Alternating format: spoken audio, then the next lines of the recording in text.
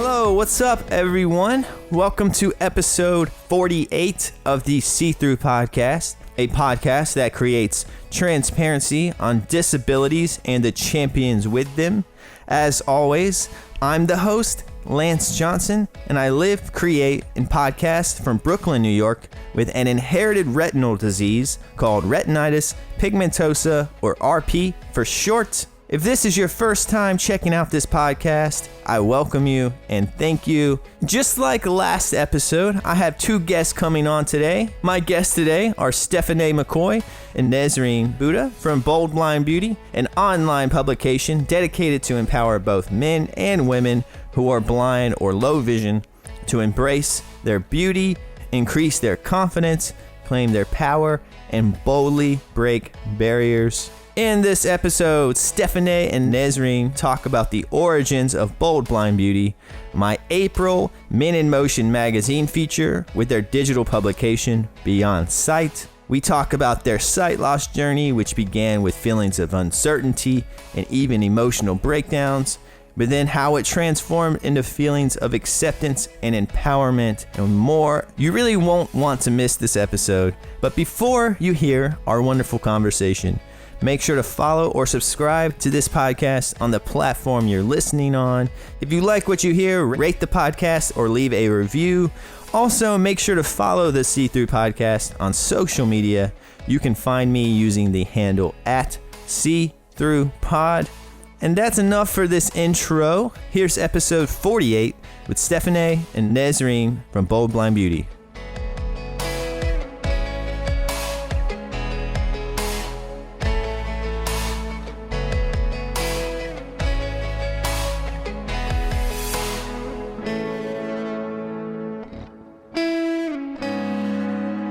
So I'm interviewing Stephanae, who is the founder of Bold Blind Beauty, and Nasreen, who is the Chief Communications Officer. But yeah, they are involved with Bold Blind Beauty, which is a online platform that I have been personally affiliated with, and we'll get into that later in the episode.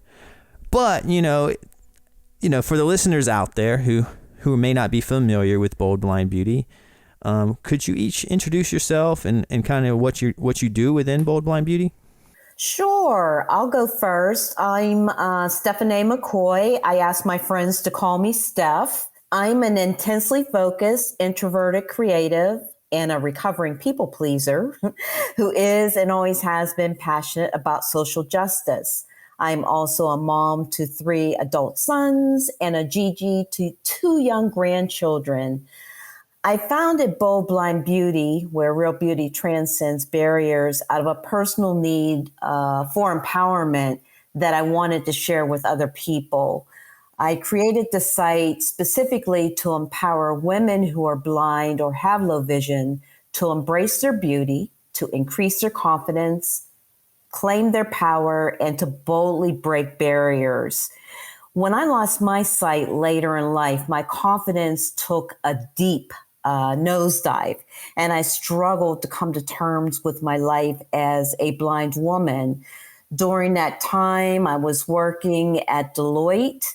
I had been recently promoted, had just gotten married, bought a home, and unfortunately, blindness just didn't fit into my plans. But what became quickly apparent to me was that it was reality that forced me to come to terms with biases that I didn't even know I had. So that is sort of the sort of snapshot of how Bold Blind Beauty came to be. All right. Yeah, that's interesting. I have a few points I want to bring up, but I'll let you talk. So, hey, Lance, I'm Nasreen, and I am the Chief Communications Officer of Bold Blind Beauty. And basically, I enjoy the networking. I enjoy, learning about new people, their inspiring journeys. I love talking to people about, what they're doing in the community.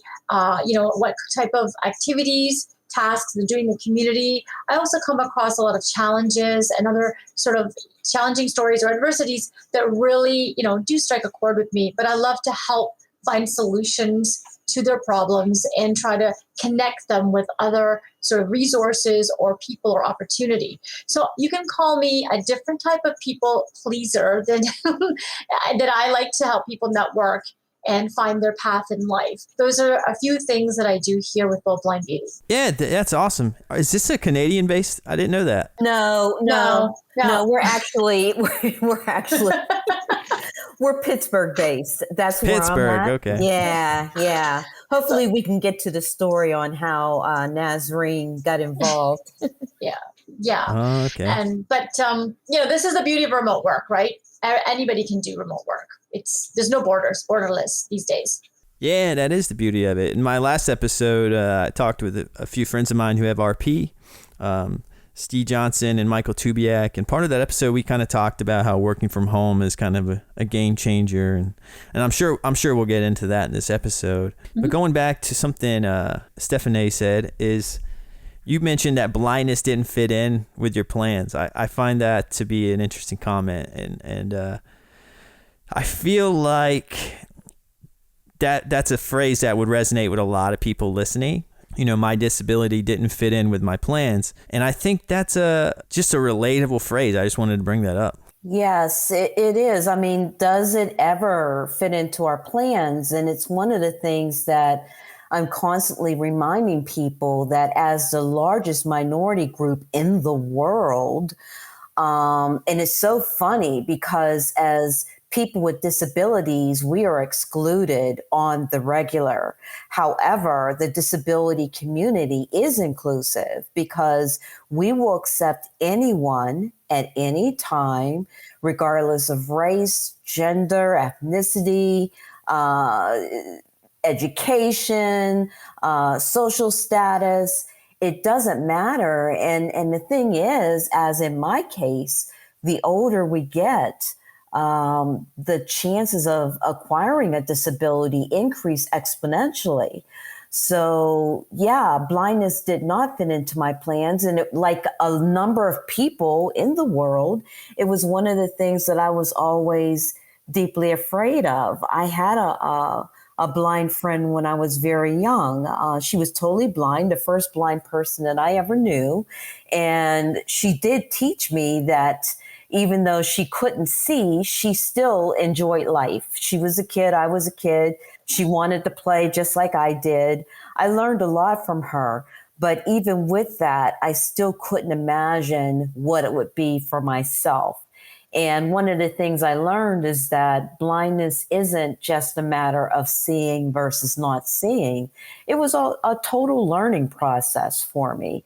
No, it didn't fit into my plans, but thank goodness, because of adaptations, it became something that I was able to work with and learn how to actually thrive with. Yeah, I love hearing that. And you're right. It's a large, very large community, to be considered a minority, So, yeah, I appreciate you saying that. All right. So that's interesting. So that's kind of gives me a little bit of insight into, the mindset on what kind of started Bold Blind Beauty, which I also want to add for those listening that, you can visit boldblindbeauty.com. There's a link in the show description. Just click on that and, visit the website. But you also have a separate magazine and publication that's called Beyond Sight. Could you talk about that a little bit? Yes, Beyond Sight. Well, actually, Nasreen, would you like to talk about Beyond Sight? Yeah, absolutely. So Beyond Sight is our sort of online magazine. It's a community, and it is divided into a few different segments. Each month, we have different features. Each week of each month, we have different features that we like to have inspiring stories and journeys from people within the community. And our features are Women on the Move, Men in Motion, Cane Enabled, and our monthly beauty. So these are our four main features. And basically each of these features is significant by its own right. For example, Women on the Move is designed to find for inspiring stories and insights and journeys on our great women out in our community, blind and visually impaired women out in our community who are doing such fantastic work, who don't have a chance to share their stories with others. And likewise with Men in Motion.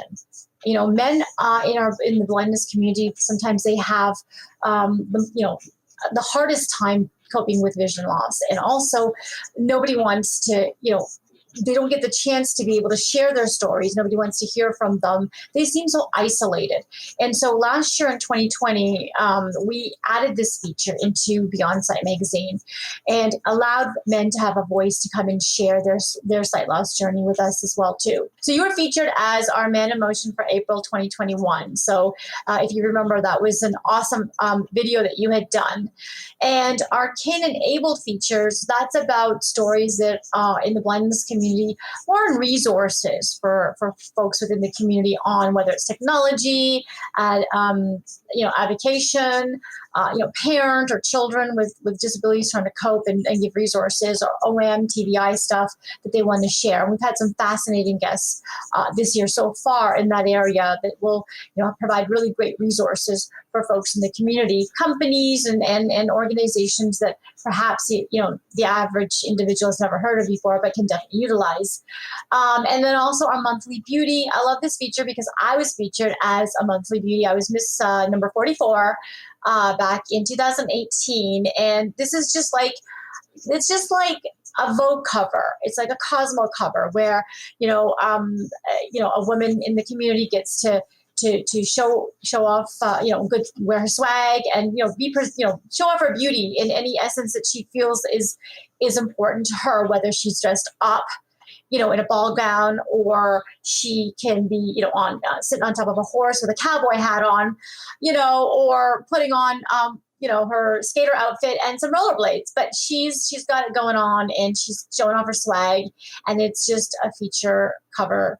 Just like you would do in Cosmo or Vogue or something, which is something that is new to our community because it's not been done before. And we feel like we're exclusive to that here at Bold Blind Beauty, and we're proud of that.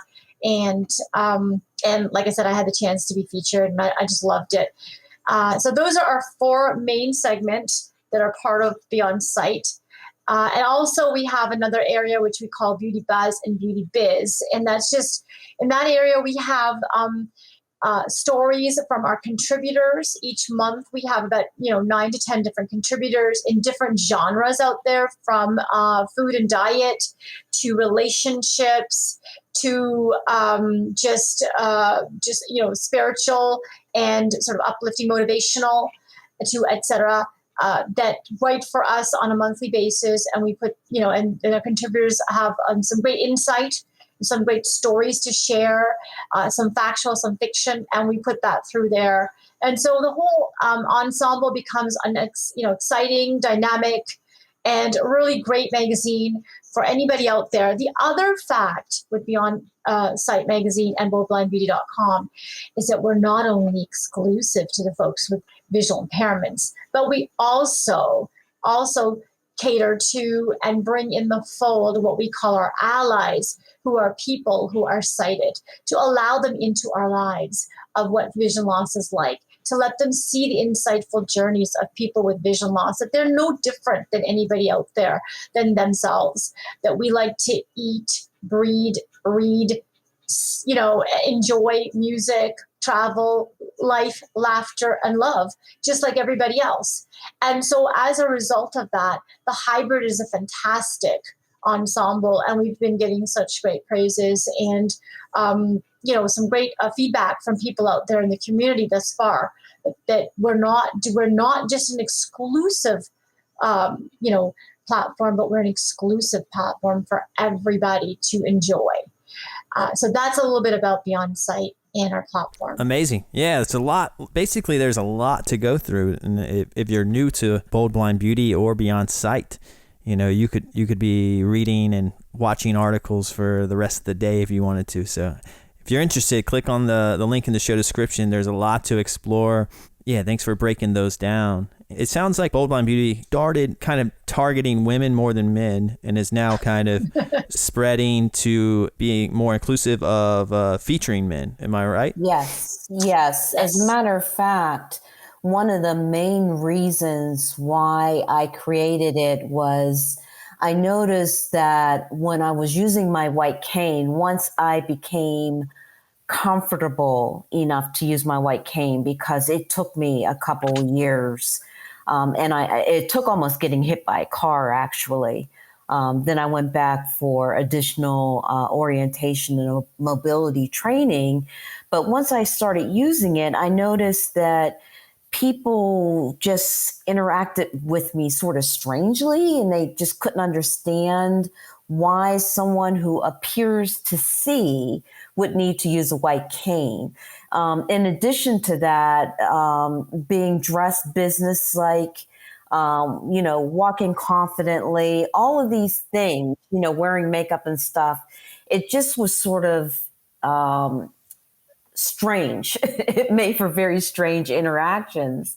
And I felt like I needed to address that issue. And I wanted to, sort of elevate my voice, but also to find other people who might be going through what I was going through, because I found myself in situations where I felt like I had to explain why I was using the white cane, when in reality, we never have to explain the reason why. When you have a disability, you have a disability. And part of that process is embracing it, feeling confident within yourself, but also knowing that you don't have to answer to anyone, especially people who may come at you, in a certain way that may not be appropriate. You just don't have to. But, I just felt like, especially being a woman and some of the issues that we have to deal with just being women, that there were probably others out there that were feeling sort of the same kind of way. I also had done a talk at the Pennsylvania Council of the Blind with a group of blind women on how to apply makeup. I did research.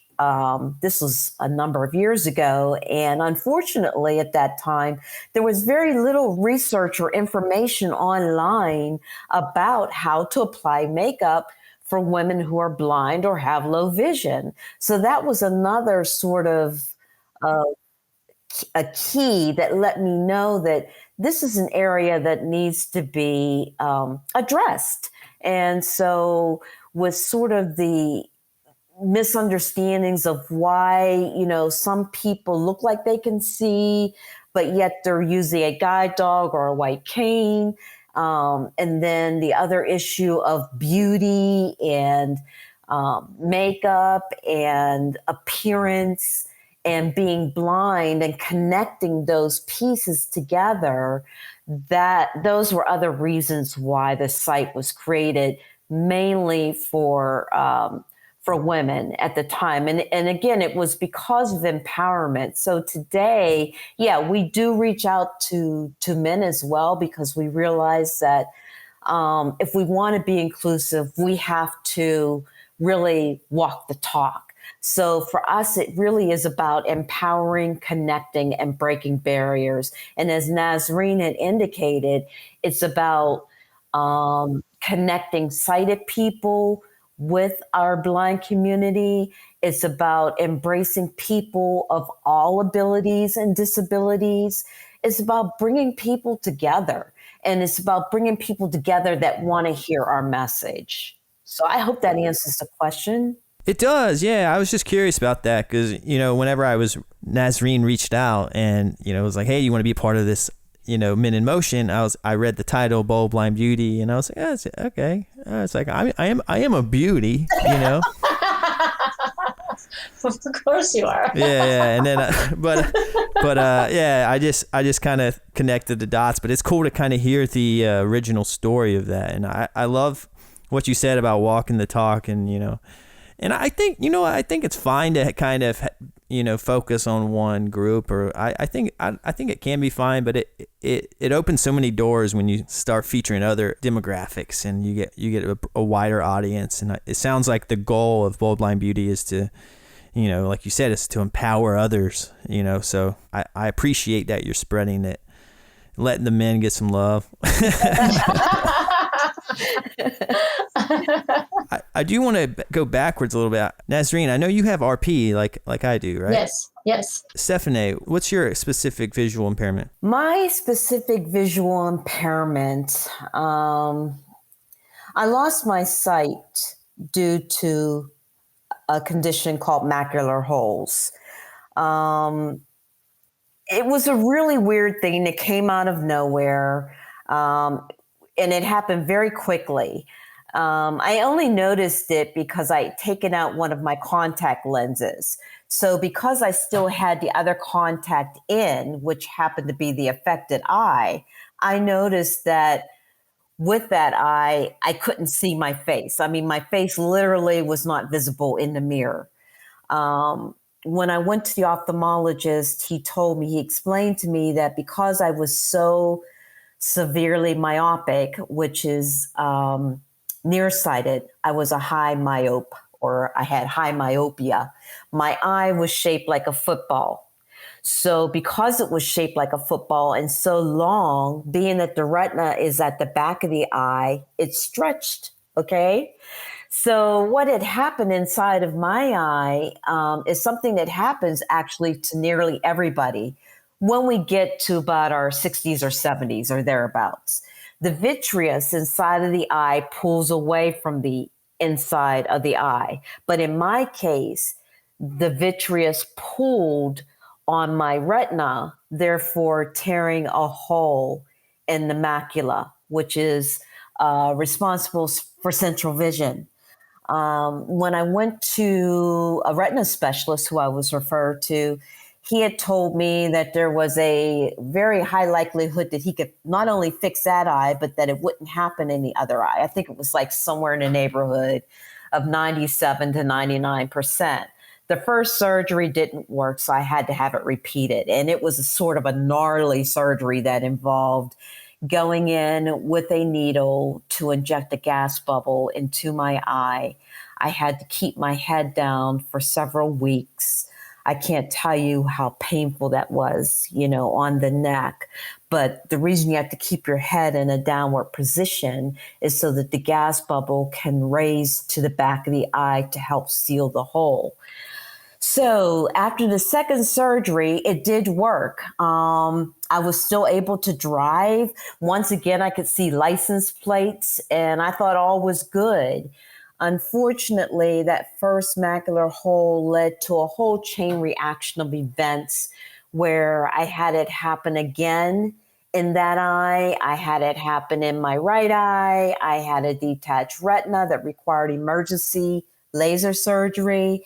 I had developed cataracts, uveitis, glaucoma, just a whole range of issues. So now today, I haven't been able to see the eye chart in years.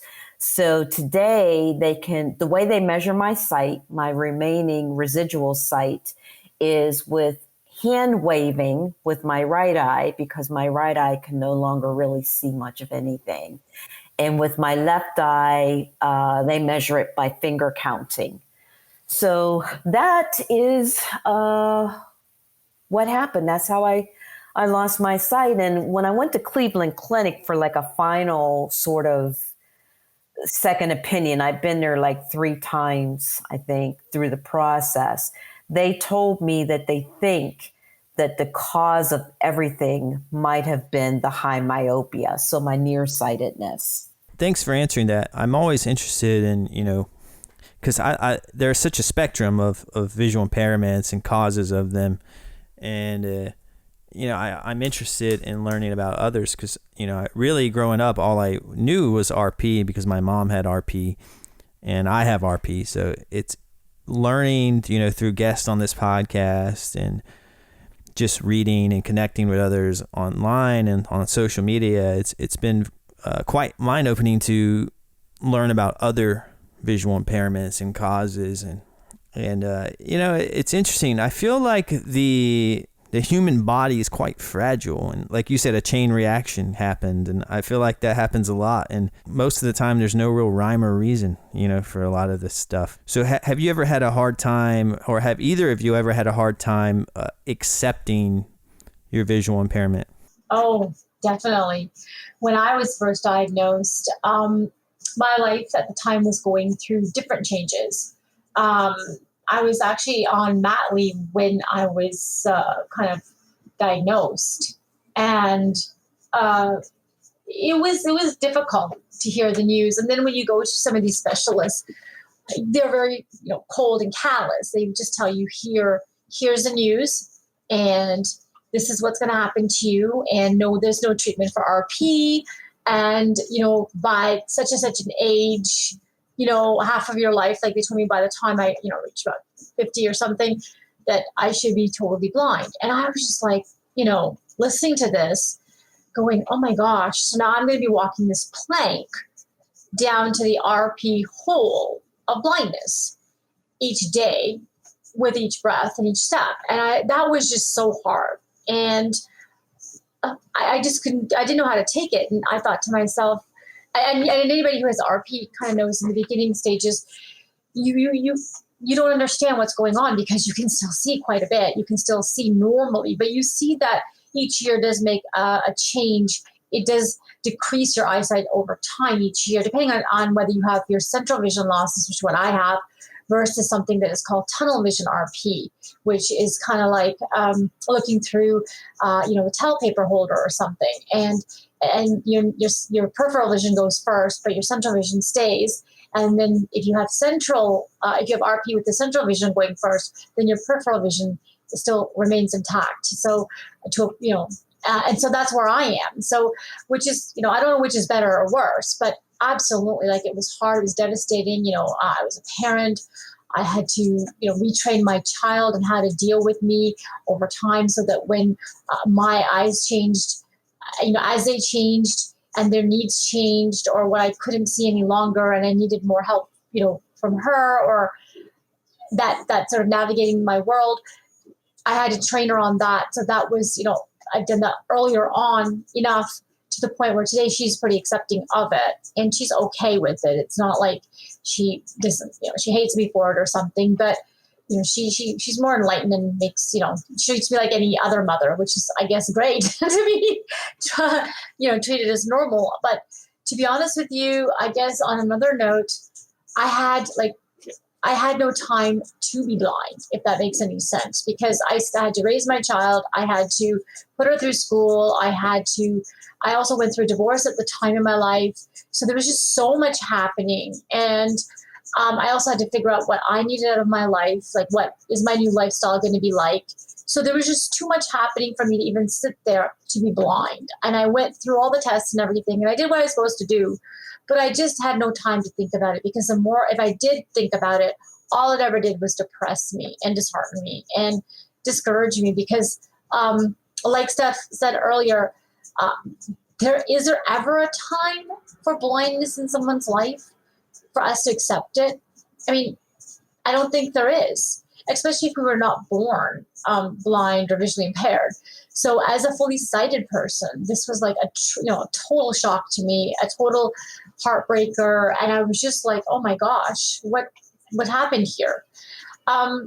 So yeah, I took it hard. I had to reskill myself. I had to do a lot of different things to get to where I am today, both personally and professionally. And it was a journey. It was a day by day, step by step, day by day kind of journey that took me to has taken me to where I am today. But along the way, I've been able to. I've observed a lot of things along the way. I've observed how people who are totally blind, I guess, function through their day-to-day versus people, as I call them, later in life, function through their day-to-day. I see the adaptability and the adaptability senses. I have noticed, just sort of how the mindsets are in both cases to think.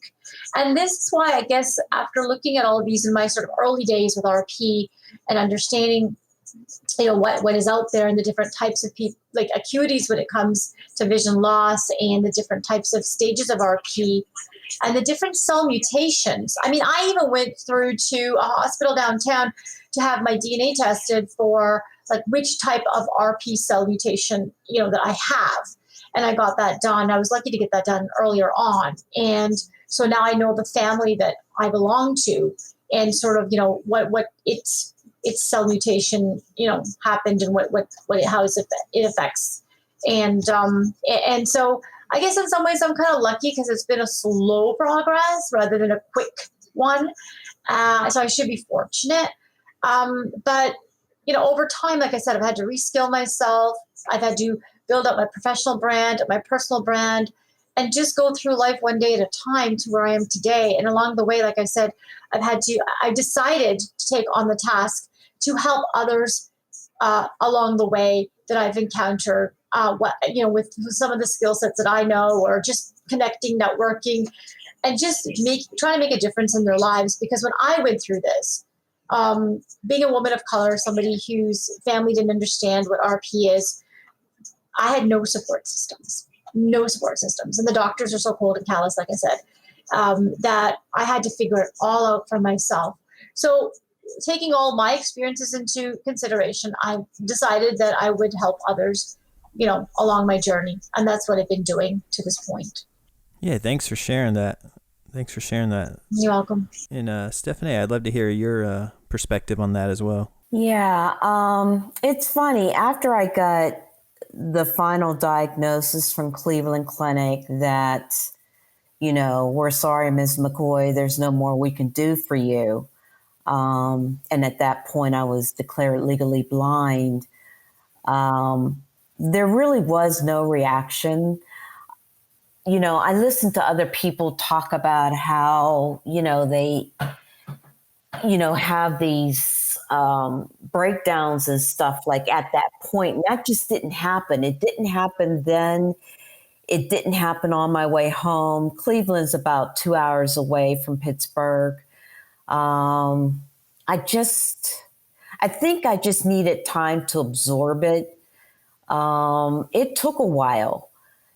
And once I started processing it, I then began having these meltdowns and sort of anxiety attacks. And I felt like there was a total unraveling of my life. I really didn't know, what I was gonna do next, because up until that point, like I said, the only blind person I knew was my young friend when I was growing up. But thank goodness, I've always been a planner. I've always been a goal setter. So I did what I normally do. I decided to create a plan to move forward. And part of that plan included immersing myself within the blind community. And I volunteer for a number of nonprofits that benefited the community.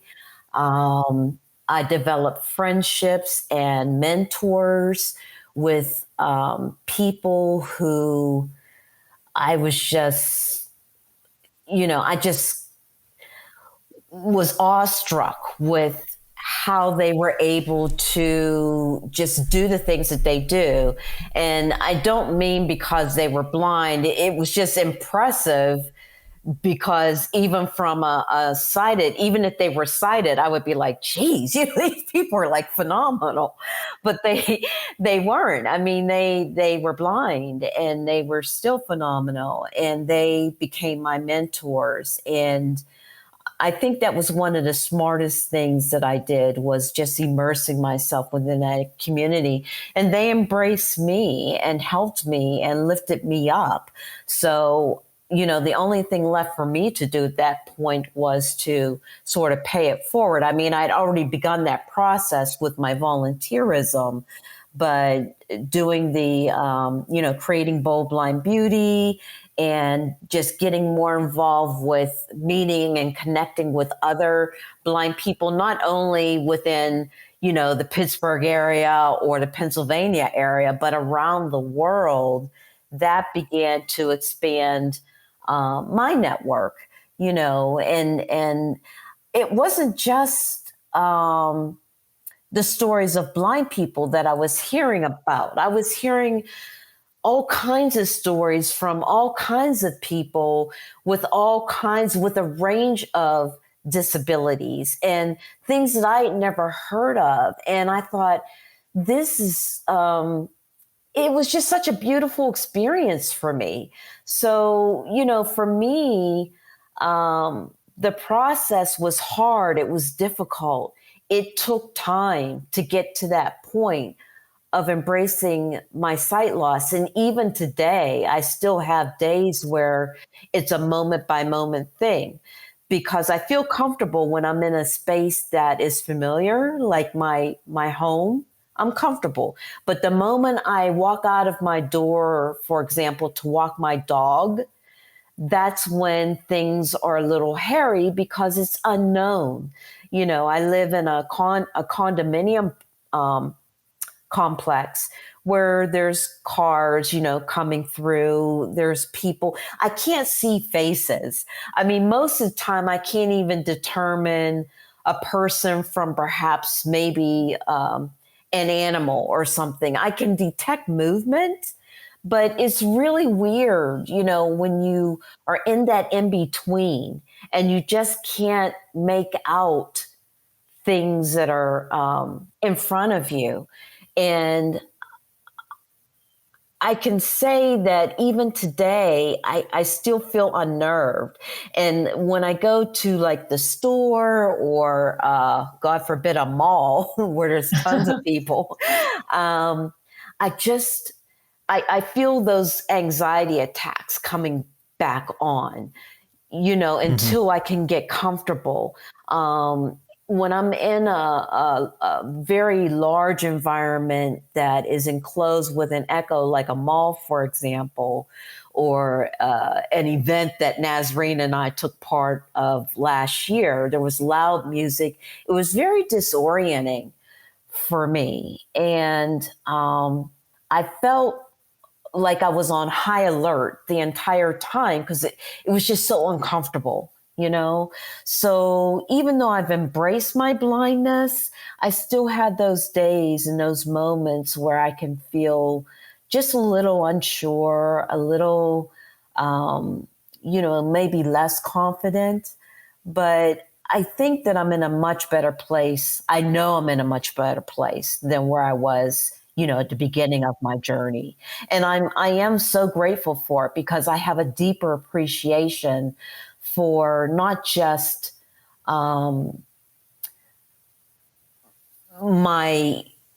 predicament that I'm in, but my life in general. I really see it as beautiful, even with the sight loss. Yeah, that is beautifully said, and both of your stories are. I really appreciate you sharing that. And Steph, you mentioned that you said it was the smartest thing you ever did was to kind of surround yourself, with other people in the blind community.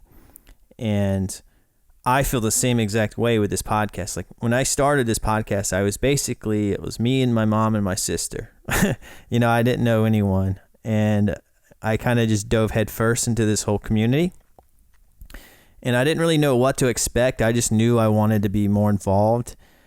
And it's been the impact of talking with the people I've talked to has been huge for me in terms of me accepting, RP and what my future entails. It just has provided so much guidance and knowledge and comfort and inspiration and just empowerment. It's just without that, I would be so far behind. It's amazing how much it has propelled me. And, going back to what Nasreen was talking about, you didn't quite have a support system in the beginning. No. And that had to be incredibly challenging and tough. And, I always tell people that I feel incredibly grateful that I had a mom with RP because I kind of had a guiding light. I could look to my mom and say, let's see how does she do things? What is her field of vision? What age did it start impacting her? I kind of had these this kind of foundational knowledge that I could apply to myself. While each person's different, I don't know. I just feel like your stories are very. I just really appreciate hearing those stories, and then what's kind of neat about it is you both built support systems. You both built them, and then that kind of is carried over into Bold Blind Beauty. Mm-hmm. which is now a support system for other people. So you went from, you self-started your network, and now you're, providing that same thing for others. And you're looked at as like a role model or example for others. And I just think that's a cool story and journey. And I was curious, like, how often do you both look back on your progress and journey, and from your diagnosis to where you are now? And, do you ever just stop and just kind of be proud of that? Oh my God. It's, I do that on the regular, because part of that, I said I was a goal setter, a planner, but I've also have always been a person who would do self-assessments, and I would do those pretty regularly on a quarterly type basis, just to see where I'm at. Because I think, in order to know where you're going, you have to know where you were at, if that makes sense. So I do look back and I reflect, and, it's like, wow, I can't believe sometimes that I'm where I am today, and it's all sort of an evolutionary process, and especially with Bold Blind Beauty, because Bold Blind Beauty really just started out as just a simple blog, and now it's this huge website. It has an online store that's built into it. We have a podcast, we have a YouTube channel, these social media platforms, and it's just become this I don't even know what the proper word is to use here, but it's magnificent, Yeah. Yeah. It's huge. It's a transformation, and that's what I like. She called it evolution, but I will say transformation, because that's how I feel like it's been for me, from having no support system, like you said, Lance, to having like a plethora of people in the community that I love to network with now and help and are friends with, and and we're working buddies, competitors. We're also allies, collaborators. All is so much. It's taken a long journey that I've had to walk to get to where I am today. I'm proud of it. And like Steph, I didn't used to reflect before, because I'm just new to starting out in this career field, because I have a blue collar, a white collar, and a retail background. And so this is a whole new lifestyle for me, to be honest. And so it was like restarting my whole career journey, and even my own personal journey through the sight loss journey again, because I had to find out who I was. What am I? Who am I? What do I want to be? What do I aspire to be? It was like growing up again, and and finding that. So for me, and now I do reflect, and now I do think, wow, I have walked a long journey to where I am today, and for me, it's been all about transformation. And that's what the word I like to use is transformation, because it's been like, an internal transformation, external transformation. It's been like, top, bottom, inside, outside, all around, just to where I am today. And I'm not the same person that I was before. And now I'm more compassionate, more caring, more kind, more generous, more all of these things, because and I try to put myself in the shoes of others who are, that I come into contact with, just to understand what their story or their journey might be. One thing I don't believe in is being judgmental or just jumping to conclusions, because everyone's got a story and a journey, and we all arrive there on our own time. Yeah, what a story, what a journey, what a transformation, as you said, Yeah. And it's working, and I think it's awesome what you both are doing, and what Bold Blind Beauty is accomplishing. I mean, you've had close to 200,000 visitors to the website. Wow. And yes. And when you say that out loud, it's kind of like, wow. Yeah. And yeah, you have all these channels and platforms. You have these, Women on the Move. You have Men in Motion. You have, Beyond Sight, the magazine, the digital magazine. Podcast. Yeah. Podcast. You have a lot of things going on. So if you're listening, don't hesitate. Click the show description and click the link in there, and give Bold Blind Beauty a shot. I think you'll be impressed, and you'll like what you'll hear and see. Yeah, and our platform Lens is always going to be evolving. So like for this year, just in case anybody hasn't figured it out, but this year our focus is for men in motion and women on the move. Our focus is to kind of look at the future young leaders of tomorrow. And this is why we're kind of reaching out to the sort of the 15 to 30, just hard stop 30, because they're going to be, bringing up our new, they're going to be the future leaders coming up, going into, good positions, whether it's politics, whether it's going to be legal, whether it's going to be, teaching, education, whatever you have it. They're going to be folks in the blind and vision community. The young aspiring something students are going to be going into those, giving up their seats and shoes in those, halls and everywhere else at Congress, et cetera, et cetera. We hope and we think and we want to see that happen, and in other places too. And so, we focused on that group this year, and we are looking for people to kind of feature next year. So if you feel like you're going to be like, a great, man, and, you'd love to sort of audition for Men in Motion or Women on the Move, or you'd love to be a monthly beauty, you've never done a live cover before, like a magazine cover, and you'd like to be splashed out there, and, give us a call and get in touch with us. And we'd love to pencil you in for next year. And so these are the kind of things that Bold Blind Beauty is doing and forecasting. So we're going to be dynamic. Amazing. Yeah. There's so much to cover. You guys got a lot going on. And like I mentioned earlier, I was the April Man in Motion. So I'll provide a link in the show description as well if you want to check out my article and feature within Bold Blind Beauty.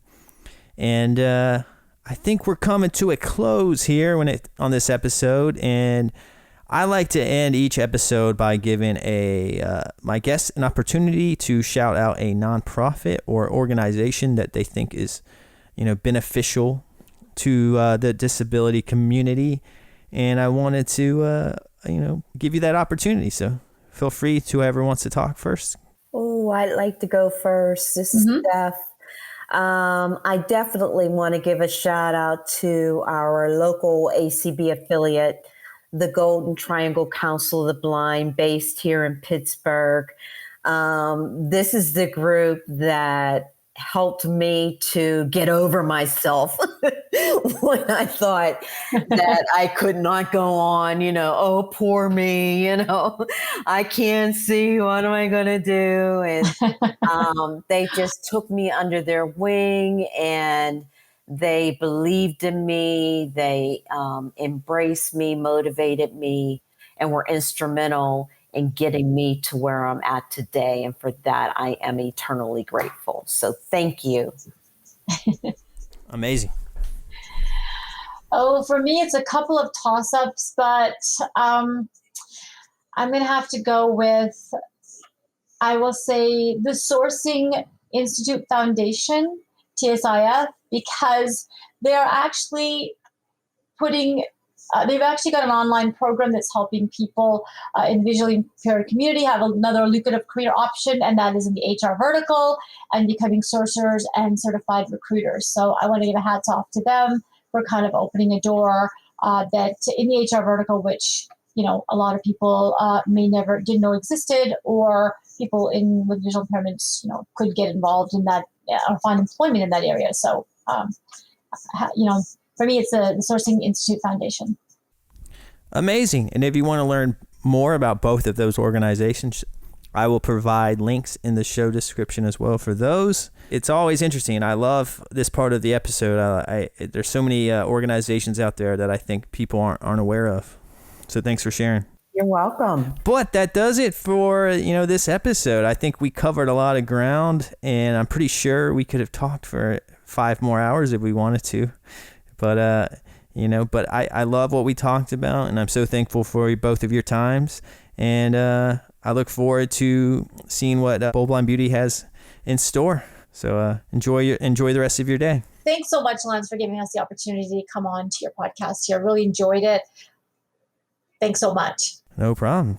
Yes, I echo Nasreen's sentiments, Lance. Thank you so very much for having us on as guests. We were so looking forward to it, and it was everything we were hoping for.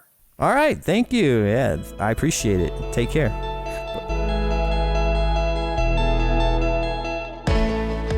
And that's it for episode 48. I thank you again for listening. I hope you got something out of that beautiful conversation I had. Like I mentioned in the episode, click the show description. I'll have links there for everything you need to check out that was discussed in this episode. There's a lot to dig into when it comes to Bold Blind Beauty. They have a lot of cool platforms that I suggest checking out. And if you haven't yet, make sure to follow or subscribe to this podcast on whatever platform you're listening on. And if you don't follow the podcast on social media, you're missing out on a lot of cool content that I put out. So if you want to follow me there, you can find the podcast using the handle @SeeThroughPod, and that covers Instagram, Twitter, TikTok. I also have a Facebook page as well. But that's it for this week's episode. Thanks so much for listening. And until next episode, stay transparent, everyone.